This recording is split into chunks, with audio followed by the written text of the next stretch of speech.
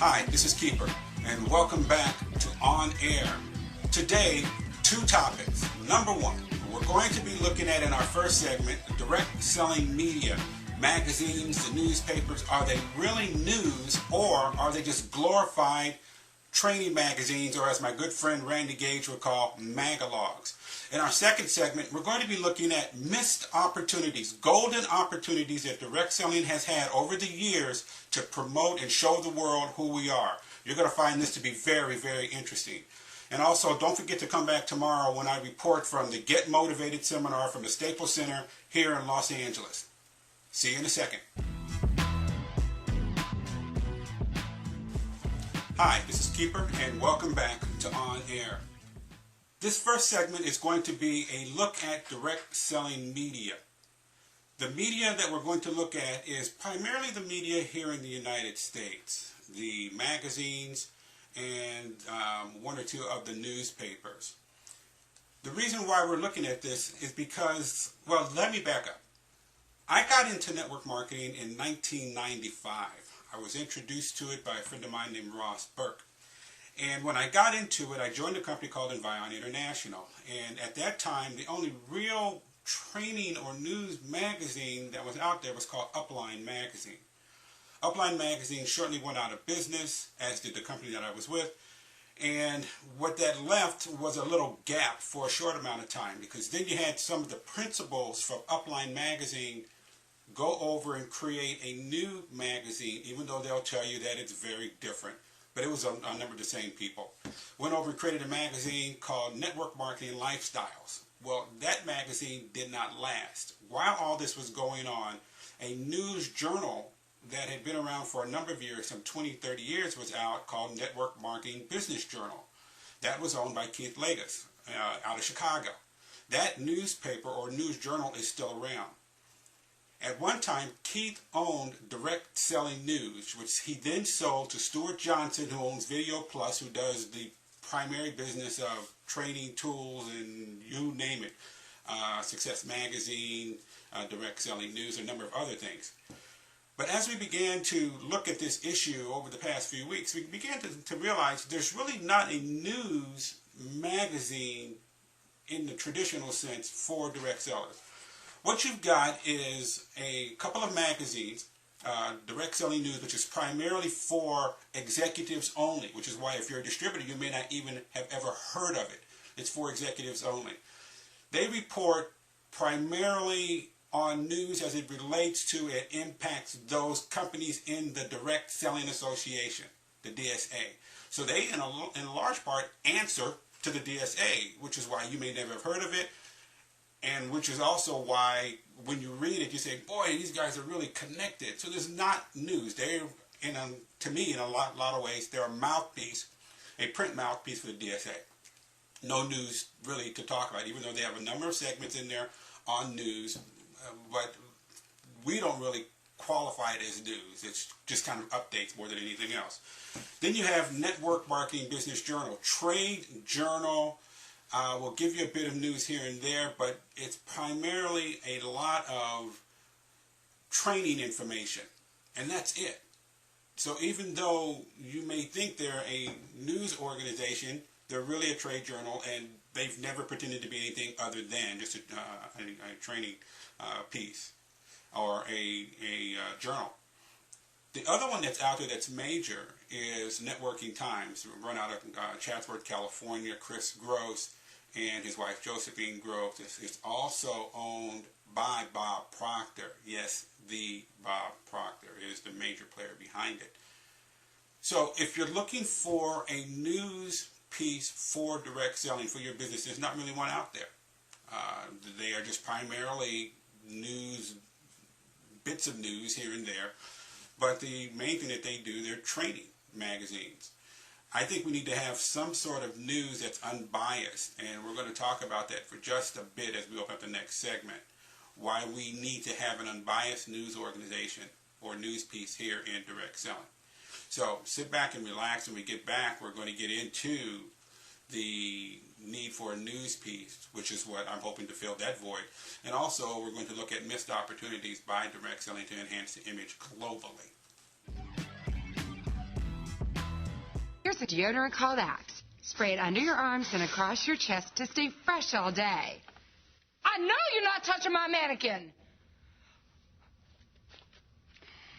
Axe, the smell the ladies love.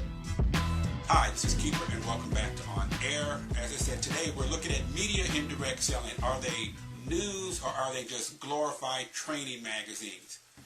As I said, in 1995, I got involved in the number one information piece, media-wise, for me as a distributor was Upline Magazine, which then shortly closed.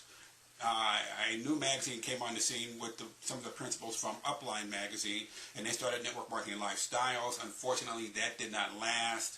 While all that was going on, you had Network Marketing Business Journal, which has been around for close to 40 years, run out of Chicago by Keith Legis.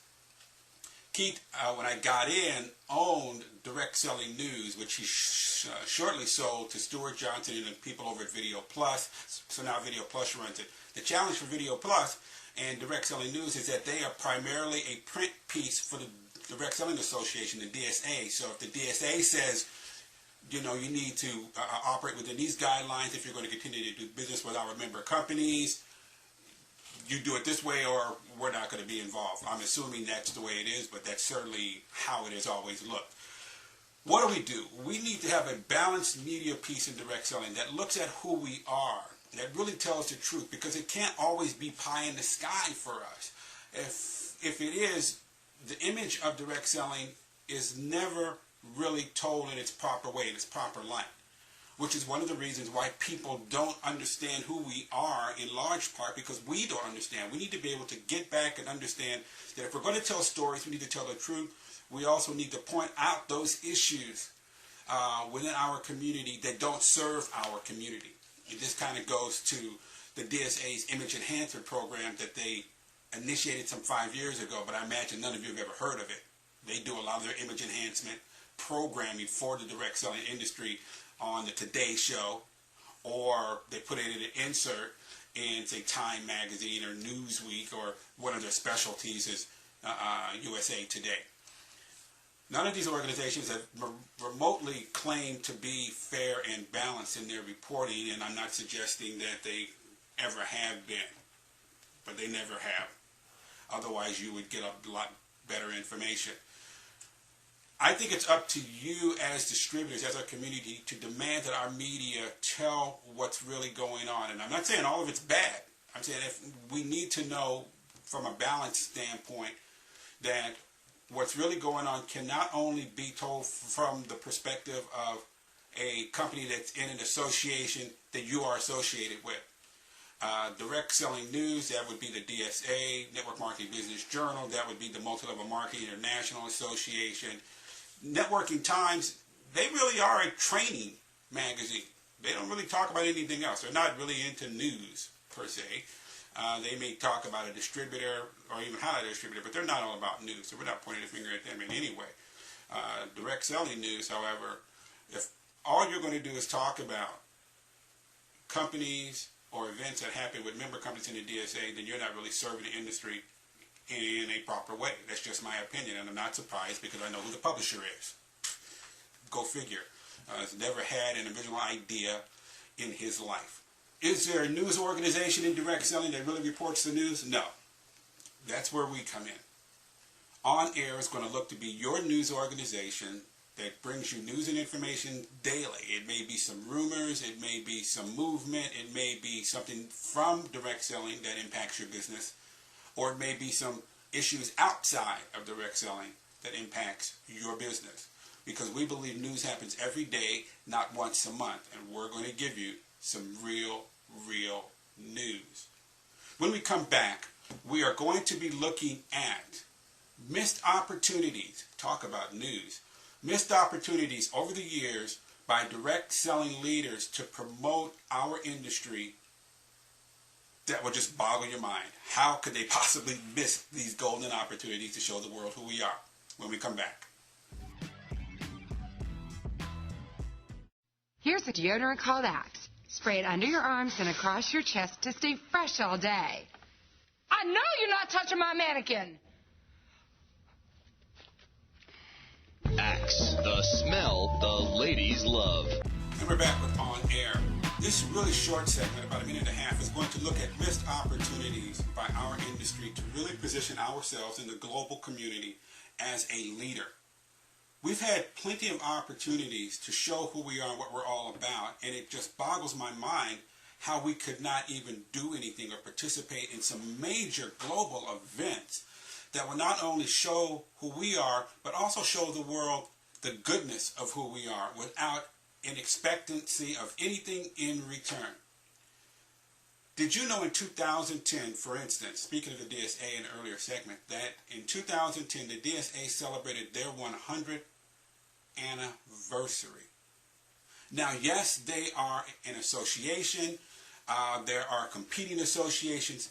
However, a 100-year anniversary of an association for an industry indicates longevity, it indicates history, it indicates growth, it indicates everything good about an industry, and yet no one knew anything about it except if you were on the executive side or you were a member company. How could the DSA not get the entire direct selling community in on that celebration? The same thing goes for the MLMIA, who celebrated their 25th year in 2010. Nothing major about it whatsoever. Earlier this year, we had 9/11, the anniversary. Did you know Direct Selling Live was the only media company to do anything in recognition of 9/11? Not Network Marketing Business Journal, not Direct Selling News, not Networking Times, not the DSA, not the Direct Selling Women's Association, not the MLMIA. These are missed opportunities, and we cannot afford to miss any of these opportunities. The leadership in direct selling needs to get a handle on what is really a marketable piece that will put us in a position as being viewed in a positive way. We cannot afford to miss any golden opportunities to market our industry to the world. Tomorrow, I will be reporting on my experience at the Get Motivated seminar here in Los Angeles at the Staples Center. It should be a lot of fun. On their docket, they're going to have Rudy Giuliani, Bill Cosby, Joe Montana, Laura Bush, General Colin Powell, Lou Holtz, the ex-Notre Dame football coach, and General Stanley McCaskill. I'm going to just report on what I see, what I hear. Come back. Should be a lot of fun. See you tomorrow, but On Air.